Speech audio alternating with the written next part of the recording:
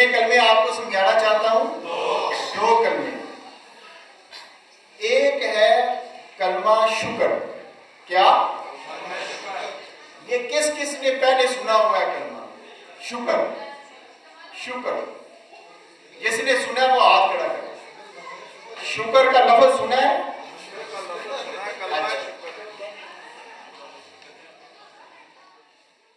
ہم جب چھینک آئے تو تب بھی کیا کہتے ہیں؟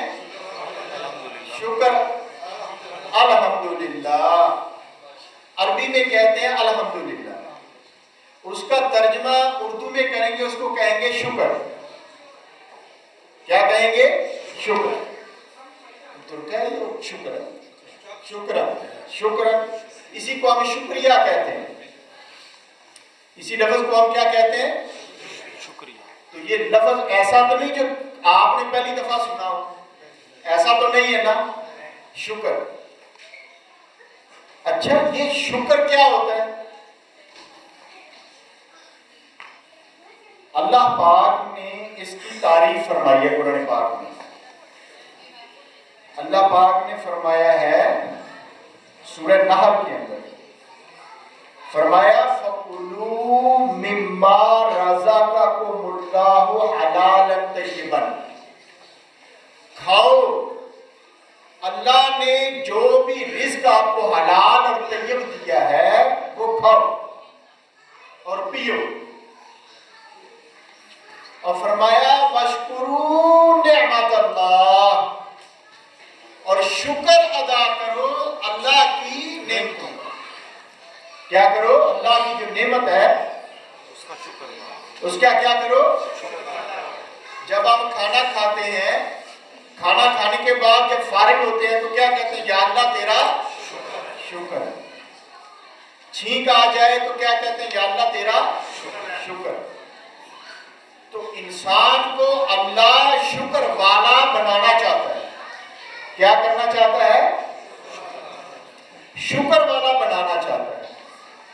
اب اللہ نے ہمیں حکم دیا ہے اس کی جو بھی نعمت تمہیں ملے، اصول ہے اس کا کیا کرو؟ شکر ادا کرو.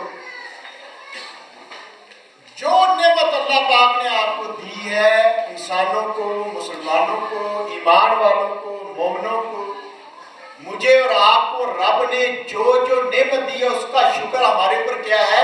فرض، واجب اور فرض ہے. حکم ہے نا واشکر، شکر کرو. اب اللہ پاک خود ہی کہتا ہے قرآن پاک کے اندر، اب بڑا توجہ طلب، آپ توجہ فرمائیں گے تو میں پھر آگے بات کو چلاؤں گا. اللہ پاک ارشاد فرماتے ہیں وَإِن تَعُدُّوا نِعْمَتَ اللَّهِ لَا تُحْصُوهَا. قرآن پاک میں آتا ہے اللہ کی تمہارے اوپر اتنی نعمتیں ہیں، اگر تم ان کو گننا شروع کر دو تم گن نہیں سکتے. تمہاری زندگی ختم ہو جائے گی، تمہاری سانس ختم ہو جائے گی. تم گنتے گنتے اپنی زندگی کی آخر کر لو گے لیکن رب کی نعمتیں گن بھی نہیں سکو گے. شکر تو بعد کی بات ہے بھائی، اگر وہ گن لی جائیں گی تو تب شکر آئے گا نا. ابھی تو آپ گن بھی نہیں سکتے، ابھی تو آپ گن سکتے ہی نہیں ہو. تو جب آپ گن ہی نہیں سکتے تو کیا ہم رب کا شکر ادا کما حق کو کر سکتے ہیں؟ کوئی بندہ یہ کہہ سکتا ہے میرے اور آپ سب لوگ اور بہنیں بیٹھی ہوئی ہیں، ذرا بتائیں کوئی بندہ رب کی ساری نعمتوں کا شکر ادا کر سکتا ہے؟ دعویٰ کر سکتا ہے؟ کوئی کہہ سکتا ہے میں نے رب کے ساری نعمتوں کا شکر ادا کیا ہے؟ کوئی یہ کہہ سکتا ہے؟ نہیں نہ کہہ سکتا. اب سوال یہ ہے، ایک طرف رب نے کہا ہے کہ شکر ادا کرو اللہ کی جو بھی نعمت ہے، تو سوال پیدا ہوگا مولا تیری نعمتیں تو تو خود کہتا ہے جب کہ ہم گن بھی نہیں سکتے ہیں، تو ادا کیسے کریں؟ تو ادا کیسے کریں مولا؟ اور شکر تیری ساری نعمتوں کا ادا ہو سکتا نہیں ہے. اور پھر ایک بڑی بات آپ کے ساتھ شیئر کروں وہ یہ ہے، اللہ پاک نے اپنی ساری جو نعمتیں ہمیں عطا فرمائی ہیں ان میں سے کچھ کا ذکر کیا ہے قرآن پاک میں، کچھ کا اللہ نے قرآن پاک میں ذکر بھی نہیں فرمایا۔ تو ہمیں اللہ کی ساری نعمتوں کا علم بھی نہیں ہے۔ اب کسی کو لسٹ کے اندر چند ایک نعمتوں کا پتہ ہوگا، بھی صحت ہے، رزق ہے، مال ہے، اولاد ہے، زندگی ہے، جی عہدہ ہے، وقار ہے، عزت ہے، یہ ساری رب کی کیا ہے؟ بولے نا کیا ہے؟ آپ نے سونا نہیں ہے ورنہ میرا مسئلہ خراب ہو جائے گا، میں بیمار ہو جاؤں گا۔ آپ جاگتے رہیں گے تو میری صحت رہے گی، آپ کے ساتھ میری صحت کا راز ہے، اس لیے کہ آپ کی محبت مجھے کھینچ کے لائی ہے، میں تو سفر بھی کرنے کے قابل نہیں تھا۔ تو اگر آپ نے مجھے کھینچ کے یہاں لے آئے ہیں تو پھر اب آپ نے ہی مجھے چلاتے رہنا ہے، ساتھ ساتھ میرا ایندھن آپ ہے انشاءاللہ۔ جی انشاءاللہ صرف ایک بندے نے بولا ہے، اونچی بات سے بولیں۔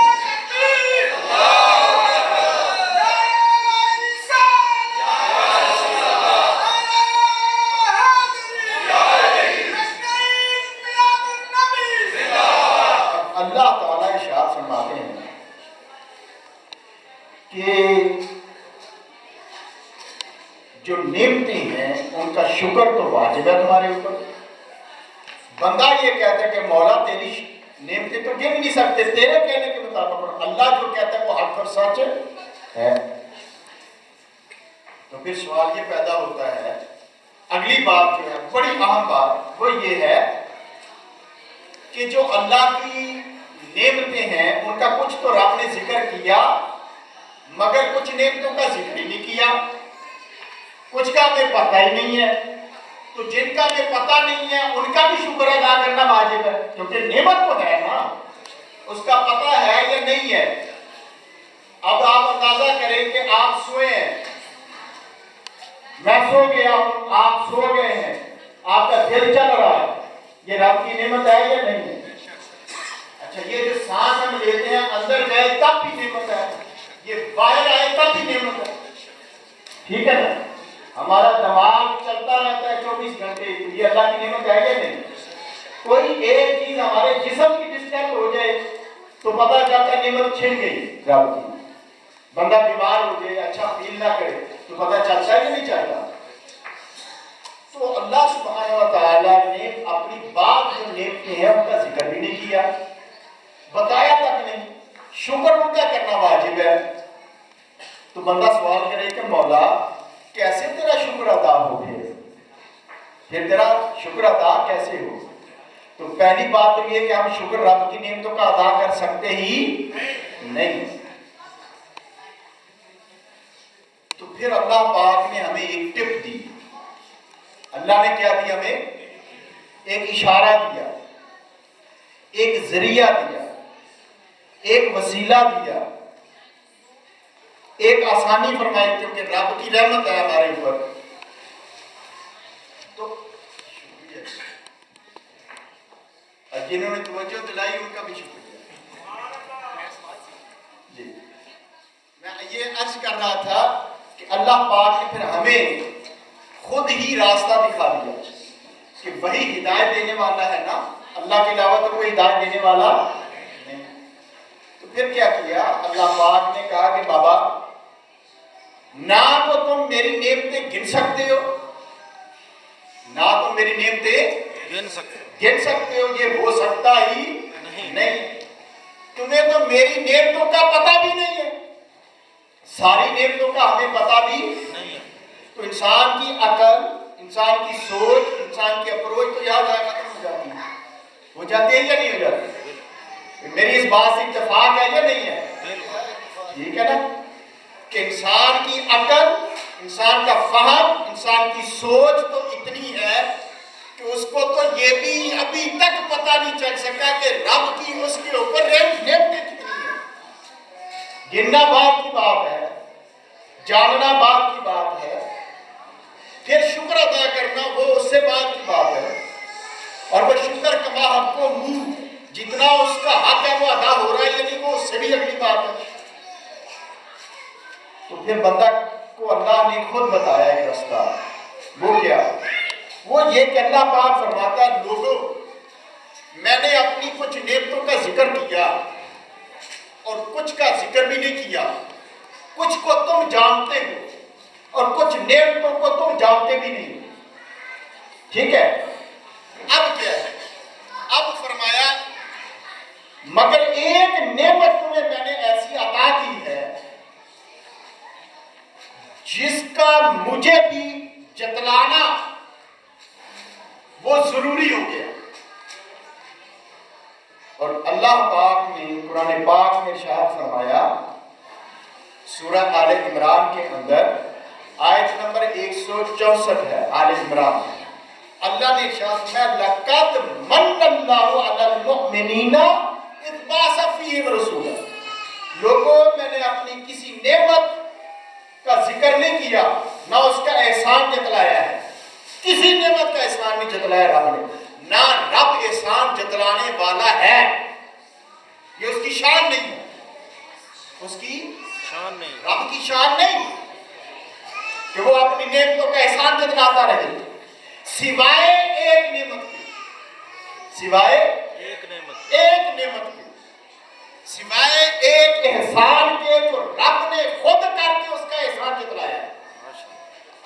پورا قرآن پاک اٹھا لے، پورے حدیث پاک کا ذخیرہ اٹھا لے، آپ مطالعہ کریں، آپ کو پتا چلے گا کہ پورے قرآن پاک کے اندر رب نے اپنی نعمتوں کا ذکر کیا ہے، بتایا ہے، گنوایا ہے، اس کا بیان کیا ہے، مگر احسان نہیں جتلایا۔ اس نے صحت دی ہے، اس نے زندگی دی ہے، اس نے ماں باپ دی ہے، اس نے دولت دی ہے، اس نے عزت دی ہے، اس نے وقار دیا ہے، اس نے سب کچھ جو دیا، رب نے بڑی سی بڑی نعمت عطا کرنے کے بعد بھی احسان نہیں جتلایا، احسان نہیں جتلایا۔ میری بات سمجھ آ رہی ہے؟ مگر فرمایا میں نے ایک احسان تمہارے اوپر کیا ہے، یاد رکھنا۔ احسان کو یاد جتلانا اور یاد کروانا اور احسان جتلانا خود اس معاملے کی نزاکت اور اس کی اہمیت، اس کی افادیت، اس کو ظاہر کر رہا ہے، اس بات کو ظاہر کر رہا ہے۔ توجہ رکھے، اگر رب کسی اپنی نعمت کا احسان جتلا رہا ہے تو وہ کوئی عام نعمت نہیں، اگر رب اس کی نعمت کا احسان جتلا رہا ہے تو وہ کوئی عام چیز نہیں۔ اگر رب تمہیں اس بات کا ذکر کر رہا ہے تو اسے ذکر کرنے کی ضرورت کیوں پیش آئی ہے؟ سوال یہ پیدا ہوتا ہے۔ اگر اس کی اہمیت، اس کی افادیت اور اس کا ہماری زندگیوں کے اوپر کوئی اثر نہ ہوتا تو رب اس کا ذکر کر کے جتلانا ضروری نہ سمجھتا۔ اس نے زندگی دی ہے، اس نے طاقت دی ہے، اس نے صحت دی ہے، اس نے کروڑوں نعمتیں عطا فرمائی، لا تعداد نعمتیں عطا فرمائی، اس نے ضروری نہیں سمجھا، اس نے ضروری سمجھا نہیں۔ لیکن اگر اس نے احسان جتلانا ضروری سمجھا ہے تو یہ کوئی عام معاملہ نہیں ہے، یہ معاملہ ہی اس کو اپارٹ سیپریٹ کر دیتا ہے، اسپیشل کر دیتا ہے، خاص کر دیتا ہے۔ اس کا مطلب ہے وہ نعمت خاص ہے، اس کا مطلب ہے کہ وہ معاملہ خاص ہے، اس کی اہمیت، اس کی ضرورت، اس کی افادیت وہ بالکل ڈیفرنٹ ہو جاتی ہے۔ اور وہ نعمت کون سی ہے؟ وہ نعمت یہ ہے کہ اِذْ بَعَثَ فِيهِمْ رَسُولًا، میرا مومنو تمہارے اوپر سب سے بڑا احسان یہ ہے میں نے تمہارے اندر اپنا محبوب رحمت مصطفیٰ بھیج دیا۔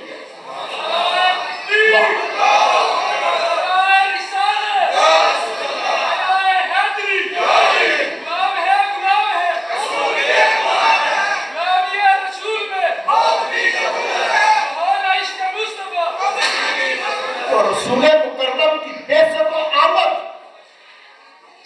آپ کی ولادت، آپ کی عطا، آپ کا ہمارے اندر ہونا، آپ کا ہمارے اندر آنا اور اللہ پاک کا آپ کو ہمارے اندر مبعوث فرما دینا، فرمایا کہ یہ میری تمہارے اوپر مومنوں سب سے بڑا احسان ہے، یہ نعمت کا بھیجنا، یہ کیا سب سے بڑا احسان ہے۔ اب اس کے بہت سارے اور پہلو ہیں، میں جو لاجک آپ کو سمجھانا چاہتا ہوں، میرا وجدان یہ کہتا ہے کہ چونکہ ہم بے کس ہیں، ہم محدود ہیں، ہم لاچار ہیں، اور ہم رب کی نعمتوں کا شکر ادا کرنے کے قابل نہیں ہیں، اس کی ساری نعمتوں کا شکر ادا کرنے کے قابل نہیں، تو رب نے کہہ دیا لوگوں اگر ذرا غور کرو گے تو ایک نعمت ایسی ہے جس کا میں نے سائن بتلایا، اگر تم اس نعمت کے شکر میں لگ جاؤ گے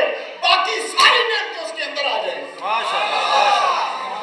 باقی ساری نعمتوں کا شکر اس ایک نعمت کے شکر کے اندر آ جائے گا، باقی ساری نعمتیں جتنی میں نے تمہیں گنوائی یا نہیں گنوائی، جس کا تمہیں معلوم یا نہ معلوم، ان سب کا اگر چاہو کہ رب شکر ادا ہو جائے رب کا، تو پھر محمد مصطفیٰ کے میلاد کا شکر مناؤ، محمد مصطفیٰ کی آمد کا شکر مناؤ، محمد مصطفیٰ کی بعثت کا شکر مناتے ہیں، زندگی گزار دو، محفلیں سجاؤ، میلاد سجاؤ، نعتیں پڑھو، ضیافتیں کرو، جو کچھ تم کرو گے اس نعمت کے شکر میں وہ ساری نعمتوں کے شکر کے اندر آ جائے۔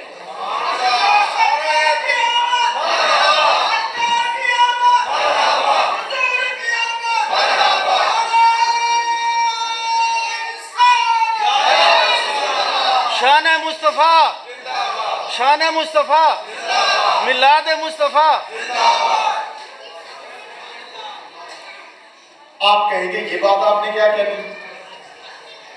یہ آپ نے بات آئیے حدیث پاک کو، کیونکہ قرآن پاک کی تفسیر اور اس کی دلیل تو حدیث پاک ہی ہے نا، اس سے بڑی تو کوئی دلیل نہیں ہو سکتی۔ حضور پاک صلی اللہ علیہ وآلہ وسلم ایک صحابی کے ساتھ، یہ ذرا بہنوں کی طرف سے ذرا توجہ ہو جائے گی میری طرف، یہ بچے ذرا خاموش ہو جائیں گے، یہ کچھ ہماری بہنیں اگر ان کے ساتھ مصروف ہو جائیں اور آواز کو کم کر لیں تو ان کے اپنی کنسنٹریشن میں پرابلم نہیں ہوگا۔ فرمانے لگے آقا علیہ السلام ایک صحابی کے ساتھ بیٹھے ہیں اور نبی پاک صلی اللہ علیہ وسلم بڑے ہی اچھے موڈ میں ہیں۔ سرکار فرماتے ہیں، توجہ فرمائیے گا، سرکار فرماتے ہیں کہ یہ بتاؤ کہ اللہ کی عبادت اور اس کی 5 وقت کی نمازیں اور اس کے فرائض، اس کے بعد تم کیا کرتے ہو، اور اس کے بعد کتنا حصہ تم میرے اوپر درود پاک پڑھتے ہو؟ انہوں نے کہا یا رسول اللہ صلی اللہ علیہ وسلم، اللہ کے واجبات اور فرائض ادا کرنے کے بعد جو وقت ملتا ہے اس کا میں تیسرا حصہ جو ہے وہ آپ پر درود پاک بھیجتا ہوں۔ تو نبی پاک صلی اللہ علیہ وسلم خوش ہوئے، فرمایا اگر تم اس سے بڑھا دو، اس سے بڑھا دو تو اور بہتر ہوگا۔ تو وہ صحابی خاموش ہو گئے، خاموش کے سوچ میں پڑ گئے، اور اس کے بعد پھر فرمایا کہ یا رسول اللہ اچھا یہ بہتر ہے، تو یا رسول اللہ آئندہ سے میں واجبات الہیہ کے بعد، اللہ کے واجبات کے بعد، فرائض کے بعد، نمازوں کے بعد، اپنا جو اللہ نے میرے پر فرض کیا ہے اس کے بعد میرے پاس نفلی چیز ہوگی جو ایکسٹرا ہوگا تو اس کا میں آدھا حصہ جو ہے وہ یا رسول اللہ آپ پر درود پاک پڑھوں گا۔ سرکار دو عالم صلی اللہ علیہ وسلم خوش ہوئی، فرمایا اچھی بات ہے، مگر اگر اور بڑھا دو تو اس سے بھی بہتر ہے، اور بڑھا دو درود پاک تو پھر اور بہتر ہے۔ اب اس نے کہا یا رسول اللہ صلی اللہ علیہ وسلم تیسرا حصہ میں کر دوں؟ سرکار خوش ہوئے تو فرمایا اگر اور بڑھا دو تو اس سے بھی بہتر ہے۔ اس نے کہا یا رسول اللہ خدا کی عزت کی قسم جس کے قبضہ قدرت میں میری جان ہے، آئندہ سے اللہ کے واجبات کے علاوہ سارا وقت آپ پر درود پاک کروں گا۔ یہ ہے صحابہ کی سنت، یہ کیا ہے؟ صحابہ کی سنت. اب ایک صحابہ بیٹھے ہوئے جسے ثابت یہ کرنا چاہ رہا تھا، میں ثابت یہ کرنا چاہ رہا تھا اللہ کی عبادات کے فرائض کے بعد جو سب سے بڑی عبادت ہے وہ اللہ کی اس نعمت کبریٰ محمد مصطفیٰ صلی اللہ علیہ وسلم کی بعثت کے شکرانے میں حضور پر درود پاک پڑھنا، یہ سب سے بڑا رب کا شکر ہے. اور یہ اللہ کو بھی محبوب ہے اور اس کے محبوب کو بھی محبوب ہے. یہ کیا ہے؟ اللہ کو بھی محبوب ہے اور اللہ کے رسول کو بھی یہی بات ہے. کوئی چاہے کہ اپنے رب کو منانا چاہے اور اس کی ساری نعمتوں کا شکر ادا کرنا چاہے، وہ آج سے وظیفہ بنا لے کہ حضور پاک صلی اللہ علیہ وسلم پر درود پاک پڑھے. پڑھیں گے یا نہیں پڑھیں گے؟ بھائی جتنی اللہ توفیق دے. وہ صحابہ کا عمل تھا. آپ کو جتنا اللہ کو وقت دے، کیا کرے ہماری بھائی نے بھی سن لے. دنیا کا سب سے بڑا اسم اعظم، یہ میں آپ کو عرض کرنے لگا، توجہ فرمائیں. اسم اعظم سب سے بڑا وظیفہ وہ حضور پاک صلی اللہ علیہ وسلم کے اوپر درود پاک پڑھنا ہے. اور عجیب شان ہے، آپ جتنے وظیفے پڑھتے ہیں اس کے جیسے دوائی کھائی جاتی ہے تو دوائی کھائیں گے اس کا سائیڈ ایفیکٹ ہوگا. آپ روحانی طور پر کوئی وظیفہ کریں گے، کوئی ذکر کریں گے، اس کا بھی سائیڈ ایفیکٹ ہوتا ہے. اب یہ ایک میں روحانیت کی بات کر رہا ہوں آپ کے ساتھ شیئر کر رہا ہوں. مدثر صاحب اس کو تصدیق فرمائیے. اس کا کیا ہوتا ہے؟ ایک سائیڈ ایفیکٹ ہوتا ہے. کسی کا اثر گرم ہوتا ہے، کسی کا نرم ہوتا ہے، کسی کا سرد ہوتا ہے، کسی کا خشک ہوتا ہے، اور وہ طبیعت کے اوپر اثر آتا ہے اس کا. آپ نے دیکھا ہوگا، اس کی تصدیق آپ ذرا فرمائیے گا جن کو سمجھ آ جائے. آپ نے دیکھا ہوگا جو زیادہ نمازی بازی بندے ہوتے ہیں نا وہ بڑے خشک بھی ہوتے ہیں. متھے تے وٹ پے ہوئے سلام تو نے اوکھی جواب دینا ہے، وعلیکم السلام. وہ ہنسی مکھڑا میں وہ ملاحت، وہ محبت، وہ پیار. آپ اسے بات کریں وہ کھان میں پہن گے، ٹھیک ہے، پنجابی کے اندر کھان میں پہن گے. وہ بندہ کہتا ہے ایسے لگتا ہے جیسے اس کے اندر کرنٹ ہے 220، وہ کرنٹ لگتا ہے اس کو، تو وہ کرنٹ کی طرح سے بن جاتے ہیں. کیوں؟ اس لیے کہ وہ جو ذکر الہی رہے ہوتے ہیں مگر اس کا بھی طبیعت کے اوپر اثر پڑتا ہے. اگر چاہے چہرے پر جو ہے وہ رونق آ جائے، اگر آپ چاہیں کہ چہرے پر نور کھل جائے، اگر آپ چاہیں کہ آپ کی طبیعت میں سختی ہے، خشکی ہے، آپ طبیعت کو مزاج کے سخت ہو گئے ہیں اور اس مزاج کو نرم کرنا چاہیں، میرے نبی پاک پر درود پاک پڑھنا شروع کر دیں، آپ کی طبیعت پر ملاحت آ جائے گی، پیار آ جائے گا، محبت آ جائے گی، مسکراہٹ آ جائے گی. آپ کا چہرہ گلاب کے پھول کی طرح کھل اٹھے گا. آپ کے چہرے سے چمیلی کے پھول کی خوشبوئیں آئی شروع ہو جائیں گی. آپ دیکھیں گے آپ کے ماتھے کے اوپر سلوٹیں نہیں ہوں گی بلکہ ماتھا روشن ہو جائے گا، چہرے پر رب کا نور آ جائے گا. اس لیے کہ مصطفیٰ کا ذکر کائنات کے سارے ذکروں سے اعلیٰ افضل ذکر ہے. اور یاد رکھیں جب آپ اللہ کی نعمت کا شکر ادا کرتے ہیں تو اللہ نے فرمایا اگر تم اللہ کی عبادت کرنا ان کنتم ایاہ تعبدون، اگر تم اللہ کی عبادت کرنا چاہتے ہو تو رب کی نعمتوں کا شکر کرو. رب کی نعمتوں کا شکر کرو.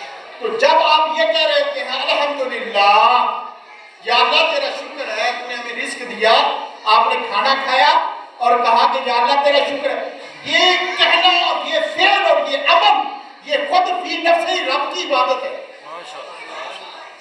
بڑی خاص بات آپ سے شیئر کر رہا ہوں.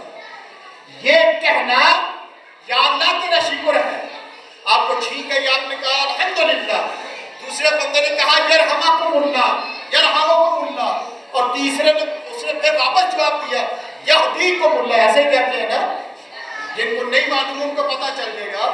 سنت کیا ہے؟ جب چھینک آئے تو کیا کہے؟ الحمدللہ. اور جو سن رہا ہو جس کے سامنے چھینک آئی وہ کیا کہے؟ یرحمکم اللہ، یا اللہ تیرے پر رحم کرے.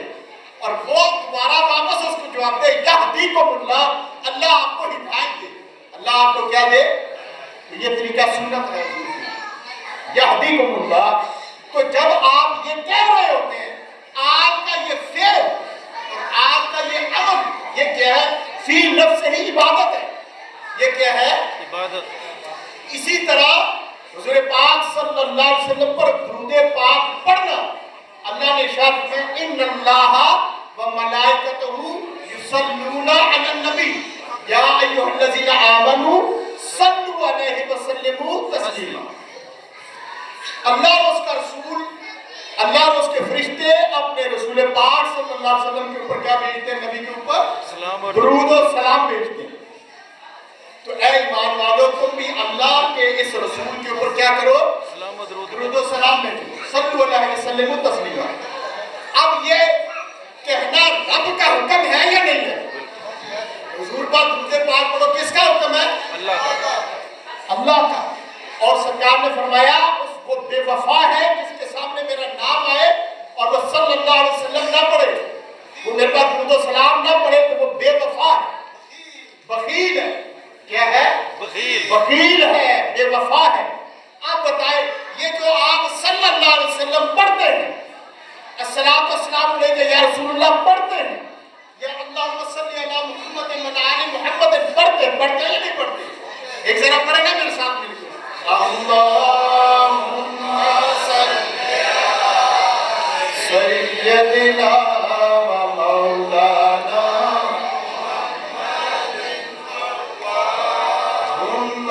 صلی علی سیدنا و مولانا۔ یہ جو آپ نے عمل کیا ہے، یہ عمل اللہ کی عبادت ہے۔ یہ عمل کیا ہے؟